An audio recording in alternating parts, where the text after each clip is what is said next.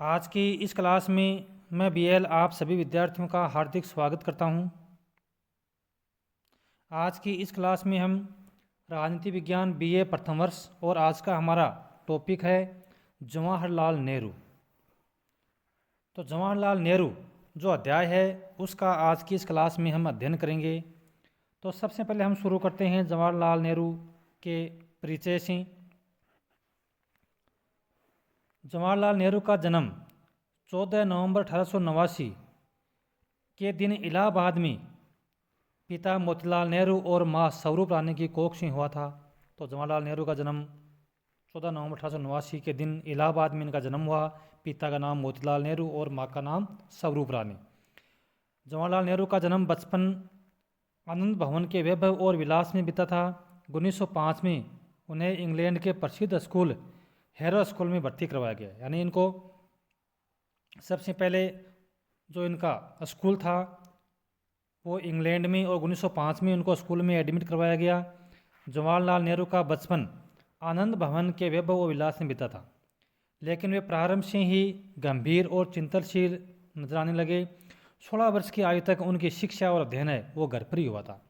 सन 1905 में उन्हें इंग्लैंड के प्रसिद्ध स्कूल हैरो में भर्ती करवाया गया। तो जैसा कि हम जानते हैं कि 1905 के अंतर्गत इनको स्कूल में दाखिला दिवाया गया।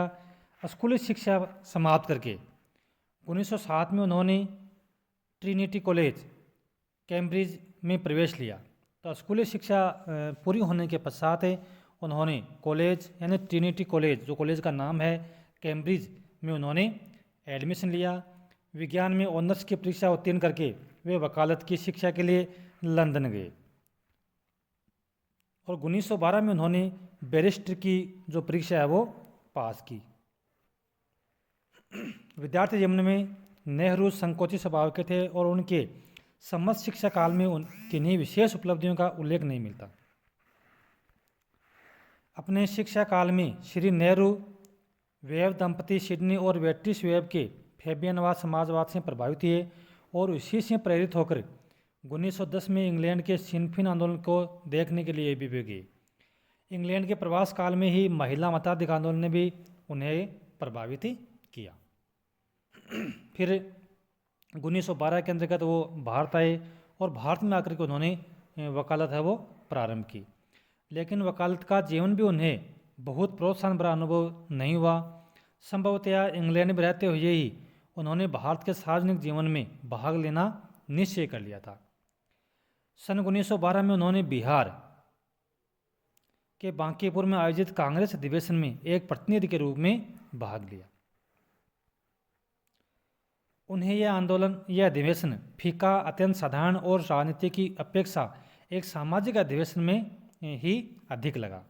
लेकिन वे सन 1913 में संयुक्त प्रांत कांग्रेस यानी उत्तर प्रदेश के अंतर्गत संयुक्त प्रांत में वो शामिल हो गए। इन वर्षों में गांधी जी के नेतृत्व में दक्षिण अफ्रीका में रंग भेद विरोधी आंदोलन चल रहा था। यानी इसी समय दक्षिण अफ्रीका के अंतर्गत गांधी जी के द्वारा रंग भेद जो नीति है उसके खिलाफ आंदोलन चलाया जा रहा था। जवाहरलाल नेहरू अपनी आत्मकथा में लिखते हैं कि इस अहिंसक आंदोलन का जो विवरण उन्हें मिला, कौन सा, जो दक्षिण भारत के अंतर्गत महात्मा गांधी जी के द्वारा जो रंग भेद नीति के खिलाफ जो आंदोलन चलाया रहा था उसके बारे में वो लिखते हैं कि अहिंसात्मक आंदोलन का जो विवरण उन्हें मिला उससे वे बहुत ही प्रभावित हुए। सन 1915 में गांधी जी भारत लौट आए थे। सन 1916 में कांग्रेस के लखनऊ अधिवेशन के समय वे गांधी जी के संपर्क में आए और दृष्टिकोण संबंधी समस्त भेदों के बावजूद गांधी जी और उनके बीच संबंध निरंतर प्रगाढ़ और आत्मीय होते चले गए। मैं कहने का मतलब है कि उनके नेहरू जी और गांधी जी के बीच में मतभेद यानी कुछ बिंदुओं को लेकर उनके बीच मतभेद था, लेकिन उन्होंने उन मतभेदों को आगे न बढ़ाते हुए और दोनों के बीच में जो संबंध थे वो बहुत ही आत्मीयपूर्ण होते जा रहे थे। सन 1918 में उन्हें कांग्रेस महासमिति का सदस्य चुना गया। महायुद्ध में भारतीय नेताओं और जनता ने ब्रिटिश सरकार को पूरा सहयोग दिया था, लेकिन जब ब्रिटिश सरकार ने इसका उत्तर रोलेट एक्ट और जलियांवाला बाग हत्याकांड से दिया तो देश में शासन के विरुद्ध एक बेचैनी ने जन्म लिया। कहने का मतलब है कि जो अहिंसक आंदोलन चलाए जा रहे थे उसके खिलाफ ब्रिटिश सरकार ने एक्शन लिया और भारत जनता के प्रति उन्होंने कठोर रवैया अपनाया था। तो इससे देश के अंतर्गत एक बेचैनी का माहौल पैदा हुआ। जवाहरलाल नेहरू थे वो भी इससे छूते नहीं रहे। सन 1919 में उन्होंने निकटवर्ती किसानों के दुखों को दूर करने के लिए गाँवों की यात्राएं की। इस यात्रा से उन्हें देश और देश की जनता को समझने का अवसर मिला। अब उन्हें कष्ट सहने की भी पूरी आदत पड़ गई थी। असहयोग आंदोलन, प्रथम जेल यात्रा और जेल यात्राओं का अंतहीन सिलसिला। सन 1920 में महात्मा जी द्वारा संचालित असहयोग आंदोलन में पिता पुत्र दोनों ने हिस्सा लिया था।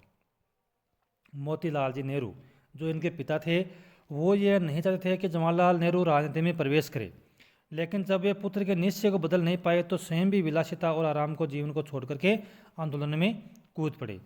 नवंबर 1921 में शासन यानी कांग्रेस को एक अवैध संस्था घोषित कर दिया और 6 दिसंबर 1921 को उन्हें अपने पिता के साथ बंदी बना करके 6 माह के कारावास का दंड दे दिया।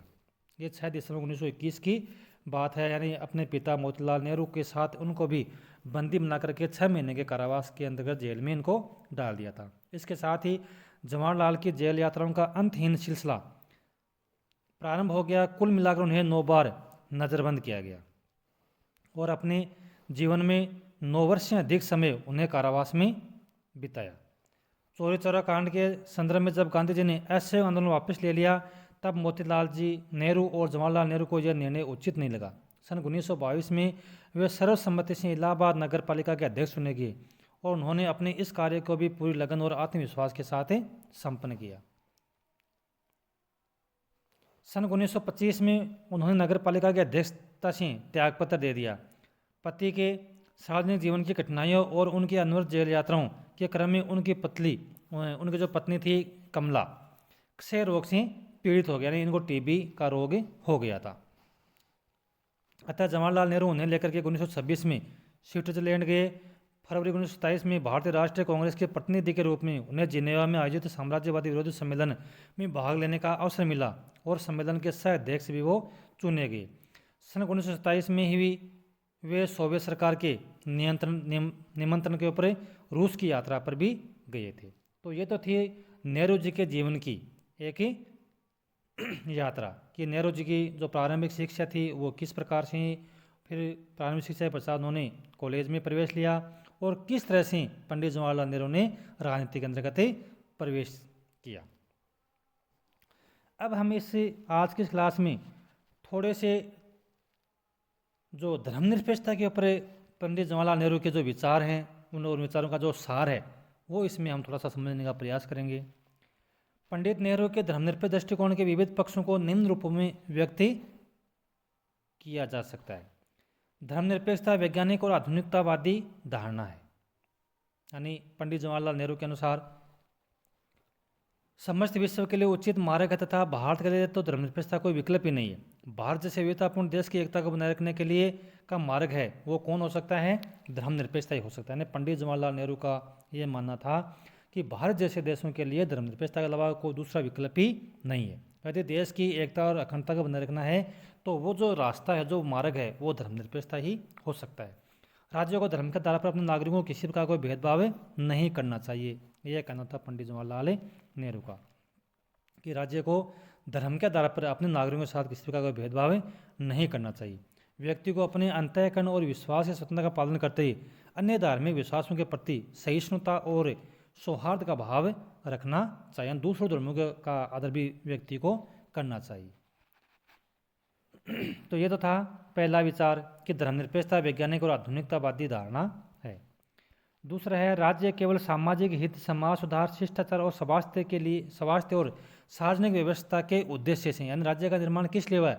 समाज हित के लिए, समाज सुधार के लिए, शिष्टाचार, स्वास्थ्य और सार्वजनिक व्यवस्था के उद्देश्य से ही राज्य का निर्माण हुआ है। तो व्यक्ति के धार्मिक जीवन और कार्यों में हस्तक्षेप कर सकता है, क्योंकि बिना हस्तक्षेप के जो समाज की व्यवस्था है वो नहीं चल सकती। तो राज्य को व्यक्ति के धार्मिक जीवन में मनमाना हस्तक्षेप करने का अधिकार नहीं हो सकता है। धर्मनिरपेक्षता धार्मिक कट्टरता का निषेध करती है। धार्मिक विश्वासों के रूप में प्रचलित ऐसी रूढ़ियों को जो समानता, न्याय, मानव गरिमा और बंधुता के आदर्श से असंगत हो धर्मनिरपेक्षता उन्हें स्वीकार करने के लिए तत्परता पर बल देती है। सार्वजनिक जीवन में सांप्रदायिक सद्भाव को सुनिश्चित किया जाना चाहिए, जिससे विभिन्न धर्मों के अनुयायी सद्भाव के साथ रहते हुए राष्ट्रीय जीवन में समान रूप से योगदान दे सकें। धर्मनिरपेक्ष दृष्टिकोण को सामाजिक जीवन के अन्य क्षेत्रों में भी अपनाया जाना चाहिए। जीवन के सभी क्षेत्रों में दृष्टिकोण धार्मिक मान्यताओं के आधार पर नहीं, वर्ण विवेक सम्मत वैज्ञानिक और मानवीय आधार पर निर्धारित किया जाना चाहिए। समस्त नागरिकों के लिए समान नागरिक दिया जाना चाहिए, संहिता को अपनाया जाना चाहिए तथा धार्मिक विश्वासों को इसके मार्ग में बाधक नहीं बनाने। नेहरू का राष्ट्रवाद और अंतर्राष्ट्रवाद। नेहरू के आलोचक प्राय यह कहते हैं कि नेहरू में अंतर्राष्ट्रवाद की भावना प्रबलतम रूप में थी और सच्चाई नहीं है। एक व्यक्ति जिसने जीवन पर्यंत उनके इस अंतर्राष्ट्रवाद ने राष्ट्रवाद के भाव को कमजोर कर दिया था। वस्तुतः इस प्रकार की बात में कोई अपने उदार और व्यापक दृष्टिकोण के कारण नेहरू में एक साम्यवादी प्रवृत्ति थी। अतः साम्यवादी नेहरू ने राष्ट्रवाद तथा अंतर्राष्ट्रवाद के बीच भी अद्भुत समन्वय स्थापित करने का प्रयास किया था। अंतर्राष्ट्रवाद की दिशा में नेहरू का योगदान 182। अंतर्राष्ट्रवाद की दिशा में नेहरू का जो योगदान है वो अंतर्राष्ट्रीय क्षेत्र में वैचारिक दृष्टि से और व्यवहारिक दृष्टि से नेहरू के दो महत्वपूर्ण योगदान हैं, जिनकी विवेचना के बिना नेहरू का अंतर्राष्ट्रवाद अधूरा रहेगा। पहला है गुटनिरपेक्षता की नीति और दूसरा है पंचशील का सिद्धांत। तो गुटनिरपेक्षता की विदेश नीति यानी ये क्या है? तो भारत को स्वतंत्रता प्राप्त होने के पूर्व ही विश्व पूंजीवादी शिविर और साम्यवादी शिविर यानी इस प्रकार के दो शक्ति गुटों में विभाजित हो चुका था। इन दो परस्पर विरोधी गुटों के उदय के साथ ही दो भ्रमपूर्ण धारणाओं ने भी घर कर लिया था। कहने का मतलब है कि जब हमारा देश आज़ाद हुआ था तो उस समय पूरा विश्व ना वो दो शक्ति गुटों में बटा हुआ था। एक था पूंजीवाद, दूसरा था साम्यवाद। अब इन दोनों में से भारत है वो कौन से मार्ग का अनुसरण करे, यानी कौन सी धारणा अपनाए, पूंजीवादी या साम्यवादी। तो ये एक भ्रम फैला हुआ था उस टाइम कि दोनों में से किसको अपनाया जाए। तो प्रथम विश्व के प्रत्येक स्वतंत्र राज्य के लिए अनिवार्य स्थिति है। दूसरा और अधिक है, इन दो शक्ति गुटों में से किसी एक के साथ जुड़ना स्वाभाविक। ये घातक धारणा यह थी कि दो शक्ति गुट परस्पर विरोधी विचारधारा और व्यवस्था पर आधारित होने के कारण इन शक्ति गुटों से जुड़े हुए देश शांति और सद्भाव के आधार पर साथ साथ नहीं रह सकते। इनमें संघर्ष और युद्ध है वो अवश्य है भाई। कहने मतलब कि जब हमारा देश आज़ाद हुआ उस समय विश्व है दो गुटों में बटा हुआ था। एक था पूंजीवाद जिसका समर्थक अमेरिका था, दूसरा था साम्यवाद जिसका समर्थक सोवियत संघ था। अब दोनों में से कौन सी गुट या कौन सी धारणा है उसको अपनाए, क्योंकि जो दोनों ही धारणाएं थी वो दोनों क्या थी, एक दूसरे की विरोधी थी। यदि भारत अमेरिका में के पक्ष में जाता है तो सोवियत संघ है वो नाराज़, यदि सोवियत संघ के पक्ष में जाता है तो अमेरिका है वो नाराज़। तो ऐसी स्थिति में पंडित जवाहरलाल नेहरू ने एक नई धारणा है वो देश के सामने रखी और वो थी गुट निरपेक्षता, यानी दोनों ही गुटों से अलग रहते हुए अपने एक स्वतंत्र विदेश नीति का पालन करना।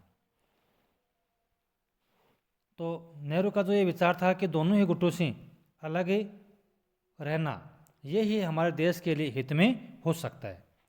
तो आज की इस क्लास में हम इतना ही पढ़ेंगे, यानी आज की इस क्लास में हमने अध्ययन किया जवाहरलाल नेहरू के जीवनी के बारे में और दूसरा हमने अध्ययन किया जवाहरलाल नेहरू की गुट निरपेक्षता की नीति के बारे में।